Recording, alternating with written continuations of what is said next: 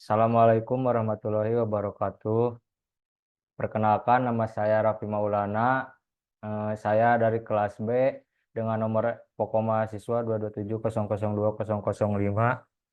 Saya akan mempresentasikan atau menjelaskan pembahasan dari pertemuan 1 sampai pertemuan 7. Langsung saja masuk ke pembahasan. Untuk yang pertama itu ada pembangkit tegangan tinggi. Pembangkit tegangan tinggi itu terbagi ke dalam 3 bagian. Ada pembangkit tegangan tinggi AC, ada pembangkit tegangan tinggi DC, dan ada pembangkit tegangan tinggi impuls. Nah, untuk yang pertama, ada pembangkit tegangan tinggi AC. Dan pembangkit tegangan tinggi AC itu terbagi ke dalam 3 bagian. Ada terapa uji tegangan tinggi, ada rangkaian resonansi seri, dan ada rangkaian resonansi paralel. Untuk yang pertama, terapa uji tegangan tinggi adalah, sebelumnya kita jelaskan dulu apa pembangkit tegangan tinggi AC. Pembangkit tegangan tinggi AC adalah proses menghasilkan tegangan alternatif atau AC dengan level tinggi yang biasanya digunakan dalam sistem kelistrikan untuk transmisi jarak jauh.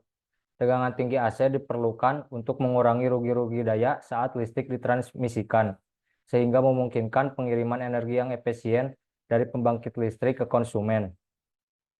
Kemudian kita masuk lagi ke terapot uji tegangan tinggi. Terapot uji tegangan tinggi terbagi ke dalam 5 bagian. Yang pertama ada konstruksi uji tegangan tinggi. Yang pertama ada terapot uji tegangan tinggi. Adalah sebuah perangkat transformator yang dirancang khusus untuk menghasilkan tegangan listrik tinggi guna menguji isolasi, peralatan listrik, atau komponen lainnya. Alat ini digunakan untuk memastikan bahwa perangkat atau bahan yang diuji mampu menahan tegangan tinggi tanpa mengalami kerusakan atau kebocoran listrik. Beberapa fungsi utama dari terapot uji tegangan tinggi meliputi: 1. Pengujian isolasi, menyatakan bahwa isolasi pada kabel, terapot, atau komponen listrik lainnya cukup untuk menahan tegangan operasional yang lebih tinggi dari tegangan nominal. Nah, untuk yang kedua itu ada tegangan 1 tingkat.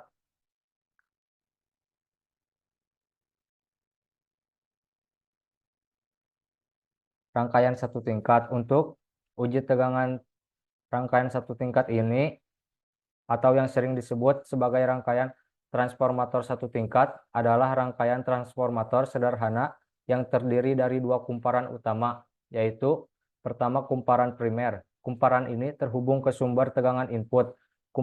Kumparan primer adalah tempat energi listrik dari sumber disalurkan untuk diubah oleh transformator. Untuk yang kedua ada kumparan sekunder. Kumparan ini menghasilkan tegangan keluaran yang telah diubah bergantung pada jumlah lilitan pada kumparan sekunder dibandingkan dengan kumparan primer. Tegangan keluaran bisa lebih tinggi, step up, atau lebih rendah, step down, dari tegangan input. Prinsip operasi dari terapot satu tingkat adalah induksi elektromagnetik. Ketika arus bolak-balik mengalir melalui kumparan primer, medan magnet yang berubah-ubah dihasilkan. Medan magnet ini kemudian menginduksi tegangan pada kumparan sekunder. Jumlah tegangan yang dihasilkan pada kumparan sekunder bergantung pada rasio lilitan antara kumparan primer dan sekunder.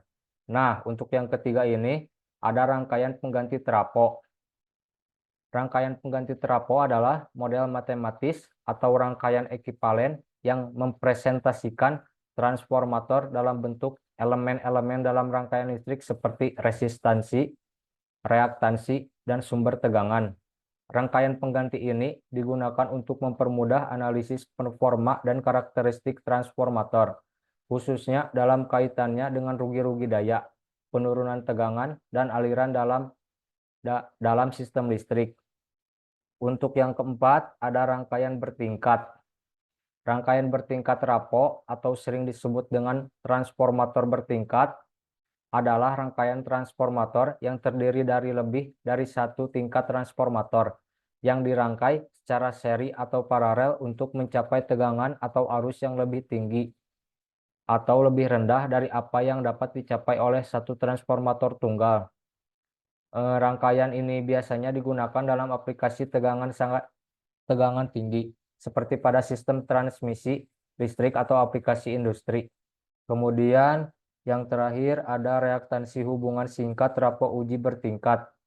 Adalah suatu parameter penting yang menggambarkan impedansi yang dialami ketika terjadi hubung singkat atau short circuit pada sisi sekunder transformator. Reaktansi ini berperan penting dalam menentukan arus hubung singkat serta memberikan indikasi tentang kinerja dan keamanan trafo ketika dioperasikan dalam kondisi hubung singkat. Pada trafo uji bertingkat, reaktansi hubung singkat seringkali menjadi perhatian karena tegangan tinggi yang dihasilkan memerlukan perlindungan ekstra terhadap lonjakan arus berbahaya. Reaktansi ini biasanya terdiri dari reaktansi kebocoran dan impedansi belitan dari transformator. Nah, selanjutnya masuk ke rangkaian resonansi seri. Pada pengujian peralatan tegangan tinggi dengan kapasitansi yang besar memerlukan trafo uji dengan daya nominal yang besar atau beberapa puluh megavolt ampere. Trafo uji semacam itu sangat mahal, sehingga secara ekonomi sangat menguntungkan jika tegangan tinggi uji AC dibangkitkan dengan rangkaian resonansi. Rangkaian resonansi sebagai pembangkit tegangan ini dibangun pada beberapa tahun terakhir, atau kemunculannya sangat terlambat dibandingkan dengan teori pembuatannya. Hal ini disebabkan karena rangkaian ini harus mempunyai regulator induktansi yang halus tanpa tingkatan agar mampu memenuhi syarat resonansi untuk berbagai kapasitansi beban. Akan tetapi, secara teknis, merealisasikan reaktor tegangan tinggi dengan menggunakan induktansi variabel sangat sulit. Kemudian yang terakhir ada rangkaian resonansi paralel. Berbeda dengan rangkaian resonansi seri, di sini diperlukan sebuah transformator tegangan tinggi sebagai sumber tegangan. Transformator harus mampu mengatasi kerugian rangkaian resonansi paralel. Rangkaian ini dapat juga dilihat sebagai rangkaian kompensasi. Untuk selanjutnya ada pembangkit tegangan tinggi DC, terbagi ke dalam 3 bagian. Ada besaran-besaran tegangan tinggi DC, ada penyearah setengah gelombang, dan ada penyearah gelombang penuh. Untuk yang pertama, sebelum masuk ke sana, pembangkit tegangan tinggi DC adalah proses menghasilkan tegangan arus searah DC yang memiliki nilai sangat tinggi, seringkali mencapai ribuan hingga ratusan ribu volt untuk keperluan berbagai aplikasi teknis dan industri. Sistem tegangan tinggi DC ini digunakan di banyak bidang, termasuk transmisi daya listrik jarak jauh, pengujian komponen listrik, penelitian, dan pengisian perangkat bertegangan tinggi untuk menghasilkan tegangan tinggi DC. Umumnya dimulai dengan sumber tegangan AC yang kemudian diubah menjadi tegangan DC menggunakan penyearah rectifier. Nah, kemudian masuk ke dalam besaran-besaran tegangan tinggi DC. Polaritas. Dalam hal ini, polaritas tegangan DC, yakni DC positif dan DC negatif, memberikan pengaruh berbeda pada pengujian bahan isolasi tegangan tinggi. Amplitudo didefinisikan dengan nilai rata-rata aritmatik sesuai dengan IEC 60 saat pengujian ripple tidak melebihi 3%. Terus masuk ke penyearah setengah gelombang. Penyearah setengah gelombang adalah rangkaian yang paling banyak dipergunakan untuk membangkitkan tegangan tinggi DC. Tegangan kerja dioda setidaknya 2 kali tegangan DC yang diinginkan. Hal ini disebabkan karena saat mode balik, reverse mode, dioda mendapatkan tegangan positif pada satu sisi dan tegangan negatif pada sisi yang lain. Kemudian masuk ke yang C, yaitu penyearah gelombang penuh. Pada penyearah gelombang penuh, penggunaan trafo menjadi efektif karena kedua siklus setengah gelombang terbebani. Ripple pada rangkaian penyearah gelombang penuh 2 kali lebih kecil daripada penyearah setengah gelombang. Rangkaian ini juga mempunyai arus hantar puncak yang lebih rendah. Selanjutnya ada pembangkit tegangan tinggi impuls.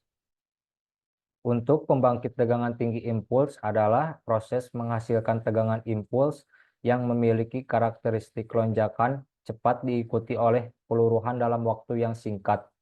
Tegangan impuls biasanya digunakan untuk pengujian peralatan tegangan tinggi seperti isolator, transformator, kabel, dan alat-alat listrik lainnya untuk mensimulasikan kondisi yang mirip dengan gangguan eksternal seperti sambaran petir dan switching besar dalam sistem daya. Kemudian masuk ke dalam kegagalan pada bahan isolasi dan isolasi cair dan isolasi padat. Terbagi ke dalam dua bagian. Ada kegagalan pada isolasi cair dan ada kegagalan pada isolasi padat. Yang pertama, kegagalan pada isolasi cair. Isolasi cair mempunyai spektrum penggunaan yang sangat luas. Isolasi cair dipergunakan pada trafo, rangkaian pemutus, atau circuit breaker, kondensator, kabel, dan lain-lain. Dan pada saat yang sama memenuhi beberapa fungsi antara lain. Yang pertama, bahan isolasi antar bagian bertegangan seperti pada trafo. Terus, bahan pengisi, impregnated material. Pada dielektrik berlapis seperti dielektrikum, minyak atau kertas pada kondensator dan kabel. Terus bahan pendingin pada trafo. Selanjutnya bahan pemadam busur api pada rangkaian pemutus minyak, oil CB. Dan yang terakhir dielektrum yang mempunyai konstanta dielektrik yang tinggi pada kapasitor. Untuk selanjutnya ada kegagalan pada isolasi padat. Isolasi padat umumnya juga mempunyai peran mekanik untuk menunjang struktur tegangan tinggi dan pada saat bersamaan mempunyai fungsi isolasi dari satu bahan penghantar dengan penghantar yang lain. Secara umum, struktur isolasi merupakan kombinasi pada saat cair atau padat dengan gas. Pada dasarnya, mekanisme hantaran dan mekanisme rugi pada isolasi padat adalah sama seperti pada isolasi cair. Di samping rugi hantaran dan rugi polarisasi seperti pada isolasi cair, pada isolasi padat ditambah lagi dengan rugi-rugi karena ionisasi yang pada isolasi cair tidak memiliki arti penting. Pada isolasi padat ada kerugian yang disebabkan karena kegagalan disipasi panas secara konveksi. Hal ini menyebabkan pemanasan yang kuat pada bahan di elektrum dan dapat mengakibatkan kerusakan bahan isolasi. Terus kita masuk ke dalam fenomena petir. Terbagi ke dalam 3 bagian. Yang pertama jenis-jenis petir. Yang kedua efek parameter arus petir. Dan yang ketiga ada pengaman petir. Untuk yang pertama jenis-jenis petir. Sebelum masuk ke jenis-jenis petir, kita bahas dulu apa itu yang dimaksud dengan fenomena petir. Dalam sistem kelistrikan, petir adalah fenomena alam yang menghasilkan lonjakan tegangan impuls yang sangat tinggi dan dapat menyebabkan gangguan serius pada peralatan listrik serta jaringan transmisi dan distribusi. Petir terjadi akibat pemisahan muatan listrik yang signifikan di dalam awan atau awan badai atau antara awan dan tanah. Perbedaan potensial listrik yang sangat besar antara awan dan bumi menyebabkan muatan listrik berpindah dengan sangat cepat, menciptakan aliran arus yang disebut sambaran petir. Kita masuk ke dalam jenis-jenis petir. Jenis-jenis petir adalah beberapa jenis petir akan dijelaskan secara singkat. Secara umum, jenis petir adalah yang melibatkan awan bumi, juga petir yang melibatkan awan-awan. Petir awan-awan menyebabkan keseimbangan antara muatan awan positif dan negatif pada pusat awan. Sedangkan petir yang melibatkan awan bumi adalah netralisasi muatan awan dengan muatan yang terefek pada permukaan bumi. Untuk yang kedua, ada efek parameter arus petir. Sambaran petir dapat menimbulkan berbagai kerusakan.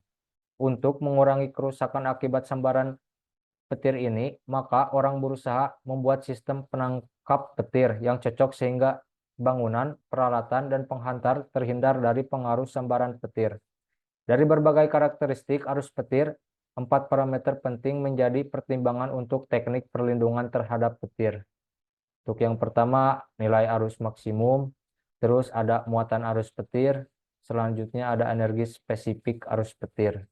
Dan yang terakhir, ada pengaman petir. Pengaman petir adalah perangkat atau sistem yang dirancang untuk melindungi bangunan, infrastruktur, dan peralatan listrik dari kerusakan yang disebabkan oleh sambaran petir. Pengaman ini bertujuan untuk mengalihkan arus petir ke tanah dengan aman dan mencegah kerusakan akibat lonjakan tegangan tinggi. Terima kasih. Sekian yang bisa saya jelaskan dari pembahasan pertemuan 1 sampai 7. Mohon maaf bila ada kata-kata yang salah. Wabillahi taufiq wal hidayah. Wassalamualaikum warahmatullahi wabarakatuh.